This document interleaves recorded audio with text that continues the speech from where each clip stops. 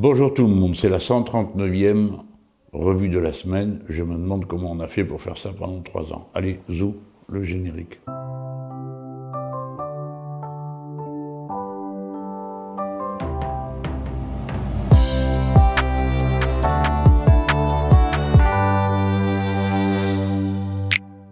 Bon, je commence par des petites choses qui concernent cette revue de la semaine.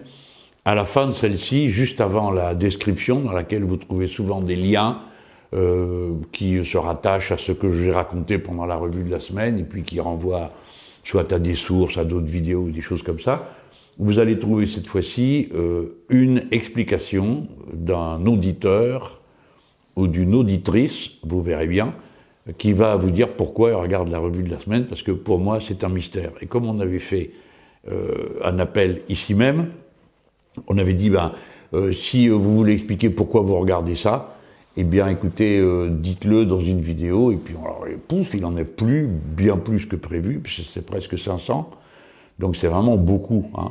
Alors Antoine, dedans, va choisir ce qui, du point de vue esthétique, et puis du sens et tout, passe le mieux. Et donc, si vous n'êtes pas content, vous écrivez à Antoine, pas à moi, parce que c'est pas de ma faute, hein, d'accord? Moi, je me contente de regarder les vidéos. Autre chose, je vous ai présenté mon livre, Les députés du peuple humain, il y a pas la revue de la semaine précédente, mais celle d'avant, et du coup, on a été dans le top 10 des ventes par correspondance. Donc, j'étais assez content, et je vous remercie d'avoir donné suite à ce que je vous ai raconté sur le sujet, puisque vous savez que l'innovation, et vous allez voir que ça va avoir des suites, c'est qu'on a mis des QR codes dedans qui vous permettent de rebondir des pages du livre sur d'autres documents, le plus souvent dans mon blog ou ailleurs. Et pour moi, c'est bon, ça n'a l'air de rien comme ça, mais pour moi, comme je sais pas comment on peut dire, comme littéraire, comme intellectuel, c'est un petit événement que le livre écrit, imprimé, donc en quelque sorte enfermé dans son format, eh bien, il a des fenêtres sur le monde du numérique, des fenêtres directes, parce que tout le monde a souvent son téléphone à portée de main, et toc, un coup de QR code, et vous savez, vous avez une vidéo, vous avez une chose comme ça qui apparaît. Donc je suis assez content de cette trouvaille, et je compte la développer. Pour l'instant, je suis encore le seul à avoir fait ça. Je pense que bientôt, beaucoup de gens vont le faire comme d'habitude. Bon, je vous parle maintenant des sujets de réflexion. La semaine dernière, bon, c'était l'épisode calamiteux de l'espèce d'attroupement policier devant l'Assemblée nationale. Bon, sur le moment, on nous avait dit c'est un hommage aux policiers tués. Bon, évidemment, hommage, tout le monde est d'accord. Qui est-ce qui va dire non, un hommage? Vous pouvez me dire? Personne. Personne. Parce que ça nous fend tous le cœur d'apprendre que un policier s'est fait tuer ou une policière à qui ça réjouit personne. Tout le monde est affligé en disant... Puis on pense avec mépris à l'assassin, on dit mais quel genre de personne c'est capable comme ça de tuer quelqu'un qui est juste là pour s'occuper de faire en sorte que ça se passe bien. En principe c'est ça, c'est à ça que sert la police, c'est des gardiens de la paix.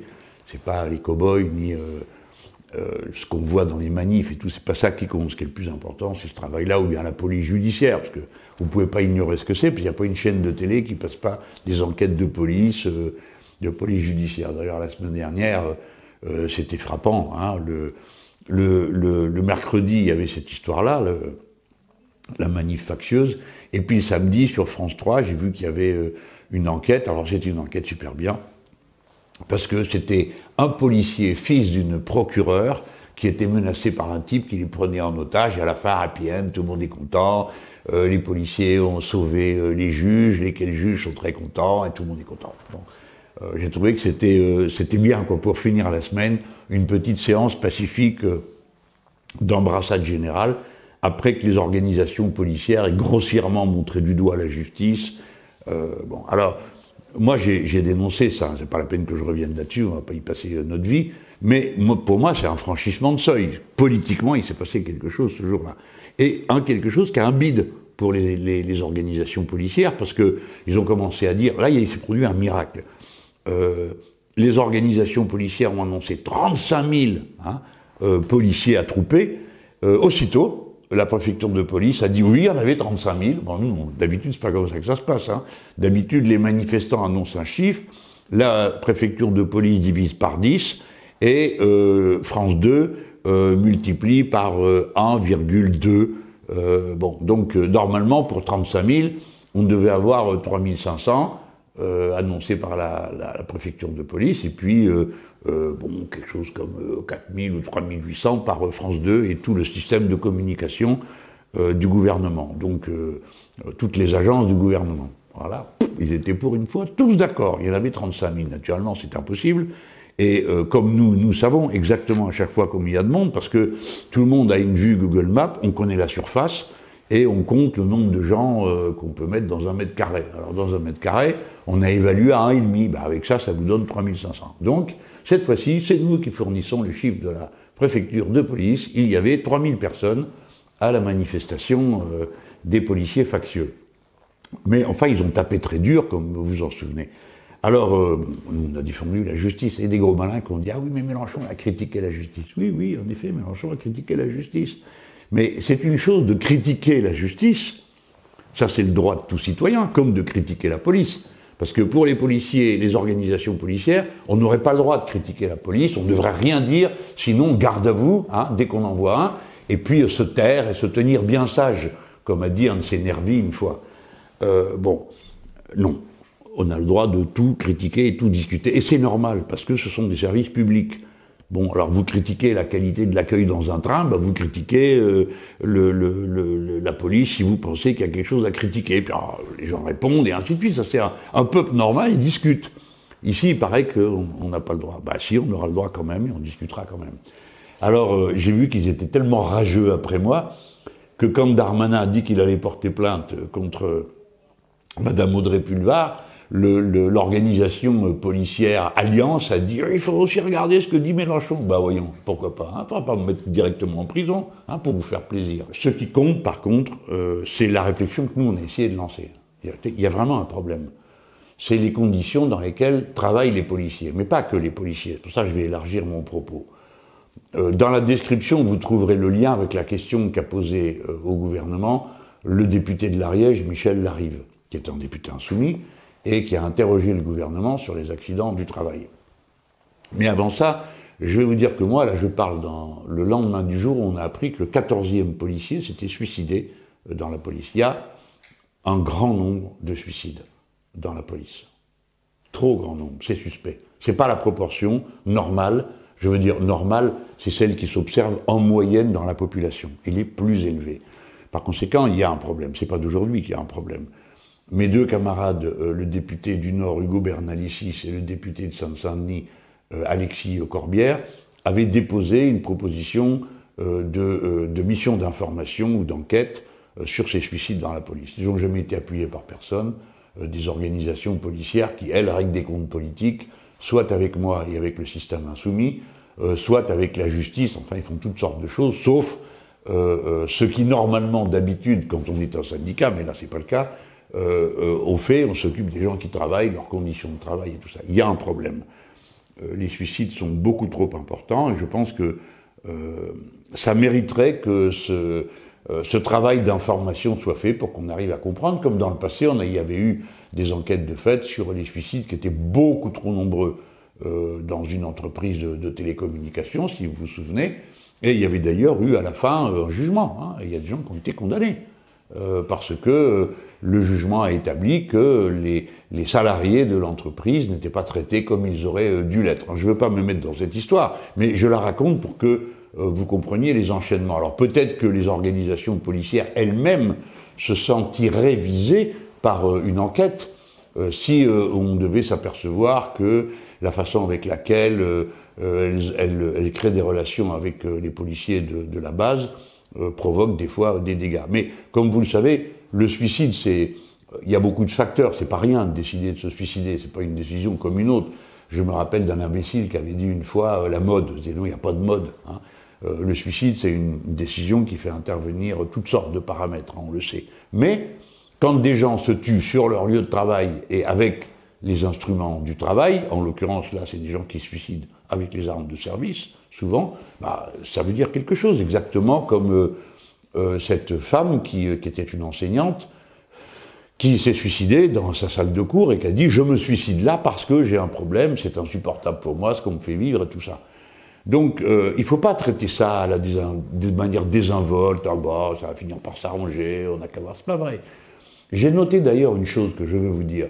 Dans beaucoup de pays, avant qu'il y ait des vagues de révolution citoyenne, c'est-à-dire de remise en cause de tout le système institutionnel, souvent avant, il y a eu des poussées de certains événements qui se répétaient. Et en particulier, celle des suicides.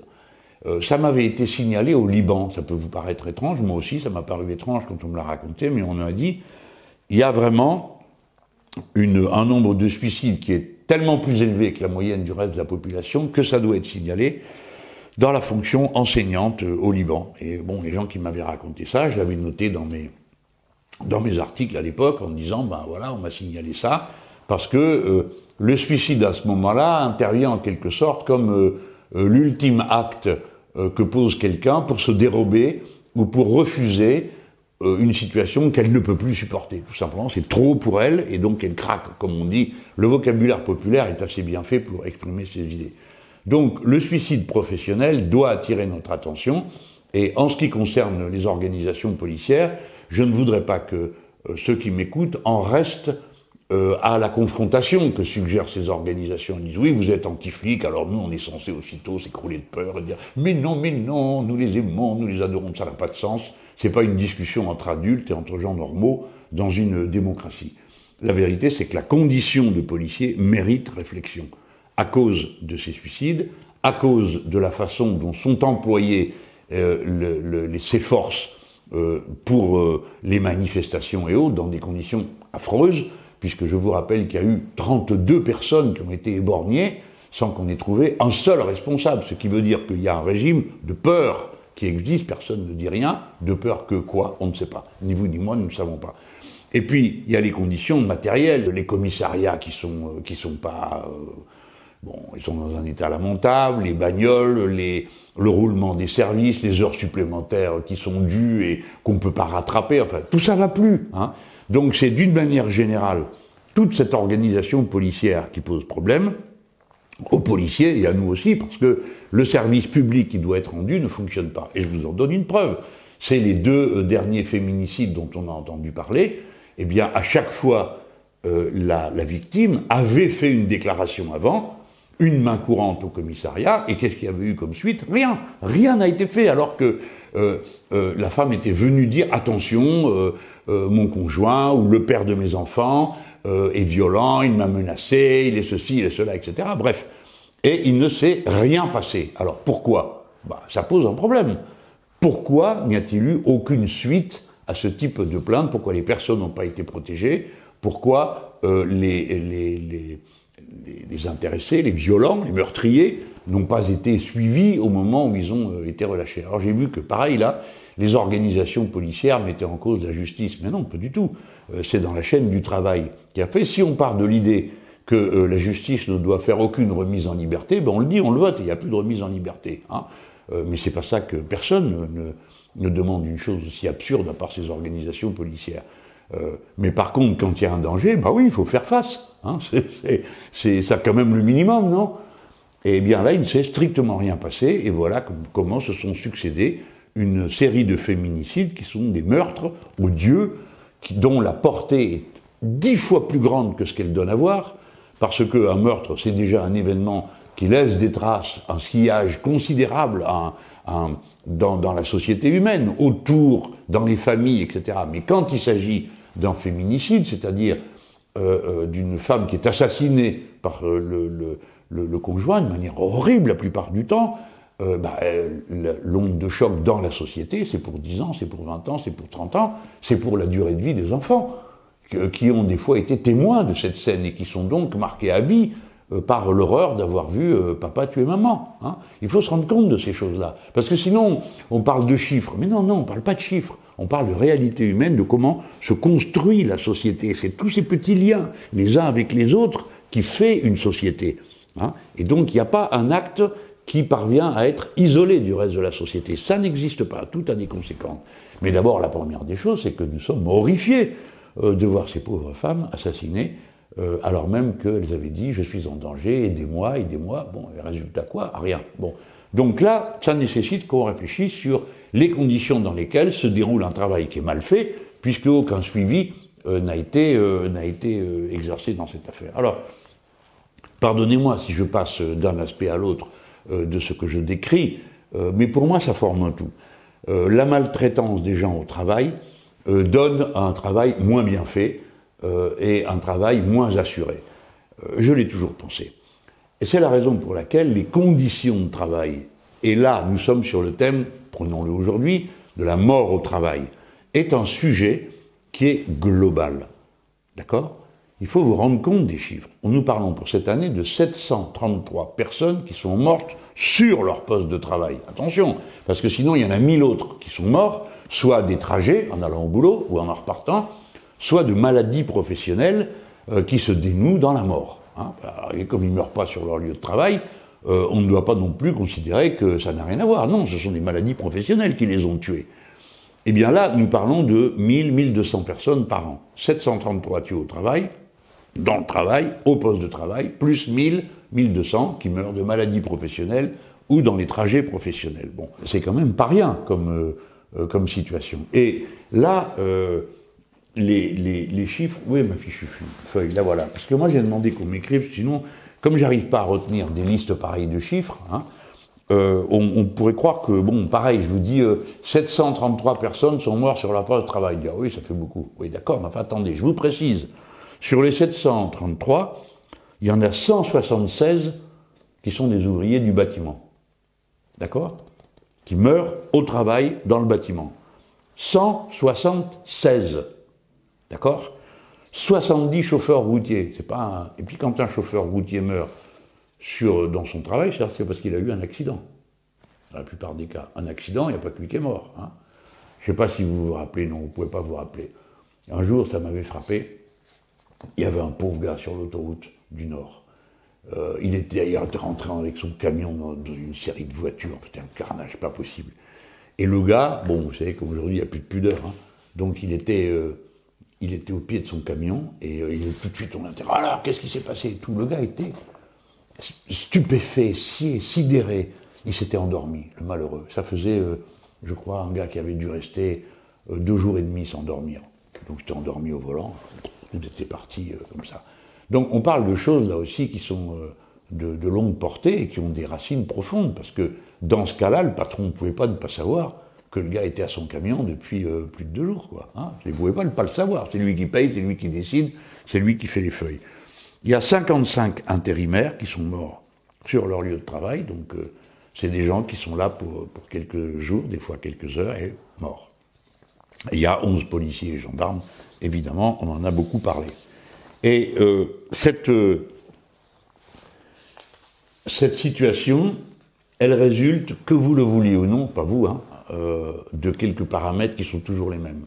Si vous épuisez les gens au travail, ils tombent malades, ils ont une vie moins facile, souvent c'est le burn-out, et en ce moment c'est une explosion de burn-out. Le burn-out, ça veut dire s'épuiser au travail, vous n'arrivez plus à arquer, comme on dit, hein, et vous n'y arrivez plus. Vous avez été trop loin, vous êtes usé, alors des fois les gens se mettent à pleurer, ça à la limite de la déprime, enfin ils ne peuvent plus bosser. Mais c'est pas juste qu'ils ne peuvent plus bosser, comme vous direz, je me suis cassé le bras, je ne peux plus faire la caisse, hein, c'est qu'ils sont détruits de l'intérieur. Et la réparation du burn-out demande qu'on se reconstruise comme individu, hein, parce que c'est pas, quand vous êtes arrivé à une limite pareille, c'est une limite personnelle. Et donc l'effet miroir sur vous, il est terrible.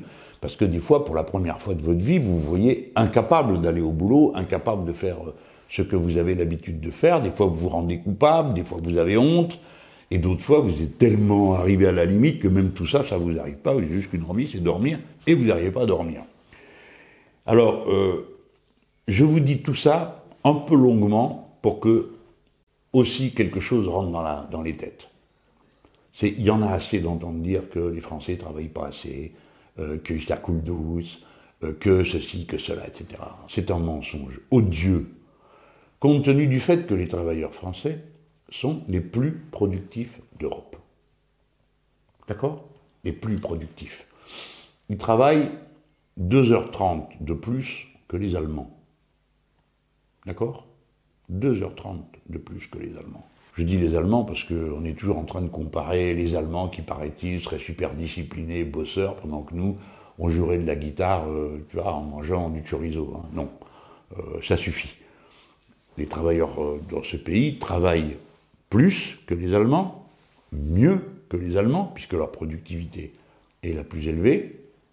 Et puis, ils travaillent, hélas, de plus en plus longtemps. Alors, c'est une tendance générale. On travaille plus longtemps en France que dans les autres pays, et on travaille de plus en plus longtemps en France par rapport aux autres pays, alors que dans tous les autres pays, suivant une tendance qui est maintenant séculaire, hein, ça fait un siècle que c'est comme ça, pour produire 50 fois plus de richesse qu'il y a un siècle, on a besoin de 20 fois moins de travail. Et donc, la proportion du temps de travail, elle s'est réduite par rapport à ce qu'on avait il y a un siècle, à peu près de moitié. Ça, c'est un mouvement mécanique. Normalement, tout le monde devrait dire « youpi, formidable hein !» Pour faire plus, il y a besoin de moins. Donc on se partage le temps qu'il faut pour travailler. Non, on l'accumule sur quelques-uns et tous les autres restent au chômage. Rien que ça, c'est l'indicateur le plus important de l'absurdité d'un tel système. Mais c'est le système capitaliste. Pour que ça marche, il faut que vous ayez la trouille. C'est-à-dire qu'il faut qu'il y ait un maximum de gens à qui on puisse dire « si t'es pas content, t'as qu'à t'en aller, il y en a 10 qui attendent ». Le capitalisme a besoin de l'armée de réserve. Plus l'armée de réserve est grande, on appelle ça comme ça l'armée de réserve, hein, plus ils sont nombreux, du coup, il y a moins de sous qui circulent. Du peu qui circule, tout est dépensé. Bon, il y a moins de sous qui circulent, donc l'activité va moins bien, donc le chômage augmente, etc., etc. Donc c'est un cercle radicalement et fondamentalement vicieux, tordu, qui conduit à des débâcles. Je vous le redis parce que combien de fois j'ai entendu dire « Ah, monsieur Mélenchon, ah ben vous voilà, vous proposez de réduire le temps de travail dans la vie. » Oui, bah alors monsieur Mélenchon, vous n'avez pas compris qu'on vit de plus en plus longtemps. Bah oui, les benets, mais si on vit de plus en plus longtemps, c'est parce qu'on s'arrête plus tôt de travailler.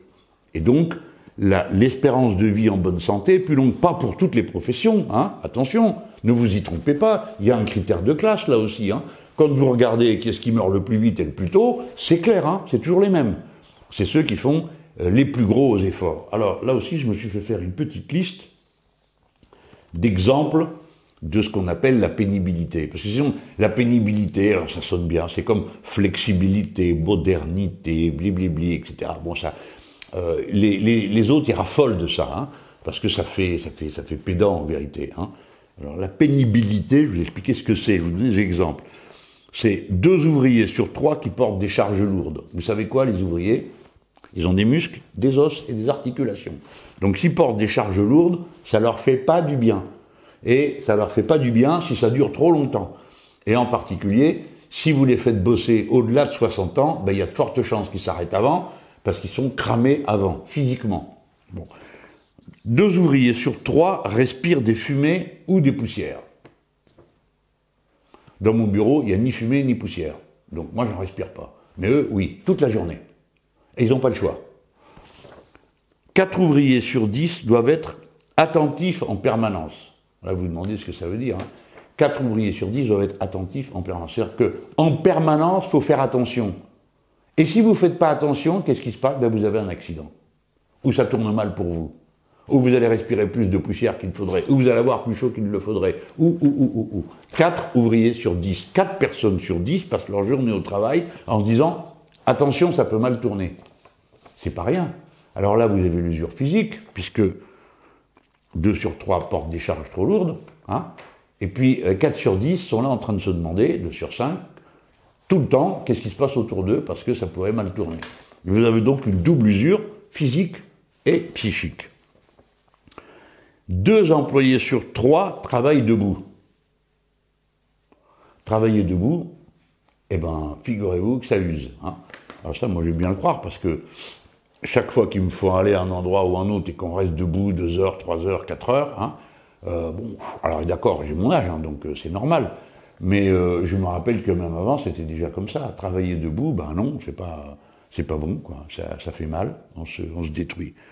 Et enfin, 4 employés sur 10 travaillent dans une posture pénible, j'ai mis dans cet ordre-là, parce que il y a un lien avec travailler debout.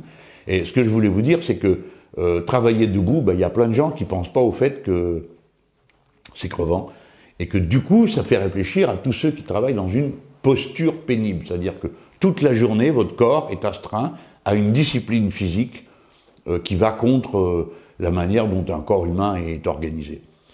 Voilà, la question du travail, la question des conditions du travail n'est pas un à côté, une fleur qu'on ferait aux gens qui travaillent. Encore qu'on pourrait leur faire des fleurs. Mais, pour vous dire, ça a un rapport avec l'exécution du travail. Si vous usez, si vous détruisez les gens au travail, bon, bah ils vont pas pouvoir participer à la vie commune. Et dans la société telle qu'elle est organisée, si t'es pas au travail, bah c'est la mort sociale. Parce que les indemnités de chômage, bah elles sont... La moitié des gens qui sont au chômage n'en touchent pas. Je vous demande de vous rappeler de ce chiffre. La moitié des gens qui sont au chômage aujourd'hui ne touchent pas d'indemnité. Ils sont donc abandonnés. Et à partir de juillet, je vous le redis, ça c'est la mauvaise nouvelle, Macron s'est arrangé pour que, avec une femme qui était une socialiste avant, elle s'appelle Elisabeth Borne. Alors à chaque fois qu'on lui dit, mais madame, comment vous pouvez avoir le courage de baisser les indemnités de chômage? Dit gens, oui, mais il y avait des inégalités. Il dit ça à chaque fois, c'est pour notre bien. Alors il y en a plus de 1,5 million qui vont toucher moins qu'avant. Et cette ex-socialiste, à chaque fois, elle répond, c'est après des semaines de concertation, et puis elle répète ça à chaque question d'actualité qu'on pose à l'Assemblée. Alors elle est filmée en gros plan, elle ment en gros plan, parce qu'il y a peut-être eu des semaines de concertation, comme elle dit, ce qui n'est pas tout à fait vrai, mais il y a surtout un résultat, c'est qu'à la fin, personne, aucune organisation, n'ont même pas trouvé une pour signer le fichu accord qu'ils proposaient. Donc ils ont dit, puisque vous ne signez pas, on le décide quand même. Point. Voilà comment ça s'est passé. Alors retenez bien le nom de cette dame, parce que il n'y a pas de raison qu'il n'y ait que Madame El Khomri qui reste à trimballer une réputation épouvantable. Pour ce qui est des socialistes, il y a aussi Madame Borne, qui auparavant avait fait des dégâts à la SNCF et qui maintenant est en train de faire souffrir plusieurs millions de personnes dès cet été, qui vont avoir leurs vacances pourries. Pas seulement leurs vacances, mais leur vie. Mais je veux dire, il y a le côté un peu sadique du truc, quoi. C'est en juillet que ça s'applique, juste au moment où on pourra dire, oh non, c'est pas qu'ils savent pas quoi faire, c'est que ils sont en vacances. Donc là, moi, ça m'ennuie, mais c'est comme ça. Ce qui arrive devant nous, c'est une très mauvaise vague sociale, puisqu'il y a les expulsions qui vont avoir lieu, là. C'est la fin de la trêve. Et puis, il va y avoir cette histoire de l'allocation chômage. Je vous en parle pour que vous autres qui m'écoutez, je connais pas votre situation, évidemment, mais j'ai envie de vous dire, pour ceux pour qui ça va quoi. Ça se passe. Regardez un peu, soyez vigilants, parce que il va falloir donner des coups de main ici ou là. Il va falloir aider des gens à passer des caps un peu compliqués autour de nous. Bon, alors si ça vous a plu, vous mettez un pouce bleu, ça remonte le moral. Si vous découvrez ça par hasard, abonnez-vous, parce que c'est gratuit et ça le restera. Je sais pas pourquoi ça plaît à ceux qui regardent ça. Et on a demandé aux gens, alors qu'est-ce que vous en pensez? Du coup, ils ont envoyé des vidéos, il y en a une montagne. Et dorénavant, Antoine va en mettre une ou deux, on verra comment on fait, après chacun de mes passages dans cette revue de la semaine. Alors j'ai encore deux choses à vous signaler. Tout à l'heure, je vous ai reparlé de mon livre, qui vient de paraître. Et puis là, je vous parle de la brochure numéro 3 de la campagne présidentielle. Ça porte sur le social. Le progrès social et humain, et ça met en avant des éléments du programme, vous pourrez regarder ça, faire vos remarques, ça compare avec les programmes des autres, enfin c'est un beau boulot, il y a quand même 64 pages, ils le vendent 2,50 € dans les relais, et on peut aussi les commander dans la librairie, ça se fait aussi, et vous allez voir, c'est un gros boulot, pour bien expliquer tout ça. Alors pendant que j'en suis à parler de social et d'économie, une fois j'ai dit comme ça pour lancer un défi à une journaliste de BFM, BFM Business, alors c'est pour notre monde, je dis moi j'aimerais bien pour parler d'économie avec vous. Et alors elle m'a pris au mot, Madame Chevrillon, et elle m'a invité. Et ils m'ont mis un beau format, ils sont pas foutus de moi. Ça dure 2 fois 20 minutes, je crois, donc c'est quand même ample pour la télévision. Et ils ont invité, pour avoir la discussion, 2 économistes plutôt célèbres. Alors, le premier élu un peu par tout le monde, parce que, il est dans un rapport à l'économie qui est un peu difficile à situer. Il n'est pas de notre bord, ça c'est clair. Mais il n'est pas trop dogmatique, quoi. Alors, et puis l'autre, alors lui, c'est le dernier libéral de France. Hein. Le gars, il assume, c'est assez carré ce qu'il raconte. En général, c'est bien démontré. Mais surtout, quand on n'est pas d'accord avec lui, qui est mon cas, on peut quand même saluer l'effort, si vous voulez, de cohérence de gens qui tiennent un raisonnement global. Et puis ça vous apprend à tous qu'il n'y a pas de vérité, sinon celle que vous cherchez. Et la vérité en soi n'existe pas plus en économie qu'en science. Tout est relatif. Tout est provisoire, tout est transitoire, et vous êtes tous obligés de faire fonctionner la chose grise que vous avez sous les cheveux, et qui s'appelle un cerveau, pour faire vos choix. Donc cette émission, bon, comme c'est sur la chaîne BFM Business, c'est pas tout à fait la même chose que BFM. Vous allez trouver le lien dans la description qui vous renvoie sur l'émission si vous voulez la regarder, parce que moi, vous allez me trouver comme je suis, hein, donc... ça surprend toujours les autres parce qu'ils se disent « mais il n'y connaît rien en économie ». Ben non, au bout de tant d'années, si j'y connaissais rien, vous auriez le droit de vous dire « mais qu'est-ce qu'il fait là hein ?» Non, j'ai appris à l'âge de 23 ans ce qu'étaient les qualifications de la métallurgie pour des raisons de militantisme politique à l'époque, et puis après, j'ai fini par apprendre comment ça marchait, tout ça. Et donc, je vous raconte tout ça, pas pour vous parler de moi, mais pour vous dire que moi, j'ai développé la thèse qui est la nôtre, hein, dans l'histoire, que le capitalisme repose sur le travail gratuit, pourquoi il faut annuler la dette, enfin bon, bref. Et comme c'est des sujets qu'on a bossés tous, ceux qui nous découvrent, ils se disent « oh là là, ils en connaissent des choses ». Bah oui, il ne faut pas croire que parce qu'on est nous, on n'est pas au courant. Je crois qu'elle est intéressante, cette émission, pour vous. En tout cas, moi, je tenais à vous la signaler. Et parce que c'est aussi un exercice qui vous permet de voir comment des gens qui ne sont pas d'accord entre eux, en l'occurrence, ni l'économiste, ni moi, ni la journaliste, qui, elle, a vocation à n'être d'accord avec personne, mais qui met tout ça en scène et qui permet que ça ait lieu, nous pouvons, en partant de points de vue complètement différents, néanmoins passer un moment de discussion qui n'est pas un traquenard, qui n'est pas un harcèlement grinçant et sarcastique du genre de ce que j'ai dû subir à France Info une fois, où je ne retournerai pas, ou sur Europe 1, où je ne retournerai pas non plus, parce que bon, c'est déshonorant, quoi. Vous arrivez, vous tombez sur quelqu'un qui est là, qui passe toute chose, c'est comment il va vous sauter à la gorge, comment il va c'est bon, j'y vais plus. Donc je vais que dans les trucs où ça discute fort, hein, mais ça discute, et avec des gens qui se respectent, parce que c'est vraiment ça l'idée qu'on peut se faire dans un débat démocratique. Allez, coucou, regardez ça si ça vous intéresse, et vous allez voir comment ça s'est passé. Ça édifie tout le monde. Bonjour Monsieur Mélenchon, moi je m'appelle Sinaï Mireman. Bonjour Monsieur Mélenchon, moi c'est Raphaël Copti. Et bonjour à Antoine derrière la caméra. Et on habite tous les deux à Paris. Du coup, on voulait vous faire cette petite vidéo pour vous expliquer en quoi on apprécie vos revues de la semaine. Moi, pour ma part, je pense que j'aime particulièrement le fait de pouvoir avoir un contexte historique et sociologique derrière tous les sujets que vous abordez, de pouvoir avoir une compréhension assez fine de tous les tenants et les aboutissants, et donc voilà, de pouvoir mieux apprécier les sujets. Et moi aussi, c'est ça, c'est le côté philosophique que vous amenez à chaque fois dans ces revues de la semaine. Vous abordez l'actualité vraiment avec comme si c'était à travers un cours de philo, et pour moi ça donne vraiment un poids à ce que vous dites, et c'est très important, et on a envie de continuer à avoir ça en fait, parce que il y en a qui regardent TF1 le vendredi soir, nous on regarde les revues de la semaine, voilà, c'est ça qui nous fait plaisir, ça nous donne de l'espoir, et vous pouvez compter sur nous. On essaie d'apporter toutes les idées de la vie en commun partout où on est, donc vous pouvez compter sur nous. En tout cas, on vous souhaite bon courage. Ouais, portez-vous bien, et puis voilà, enfin, merci pour l'énergie que vous nous donnez. Ouais, prenez soin de vous. Au revoir. Au revoir.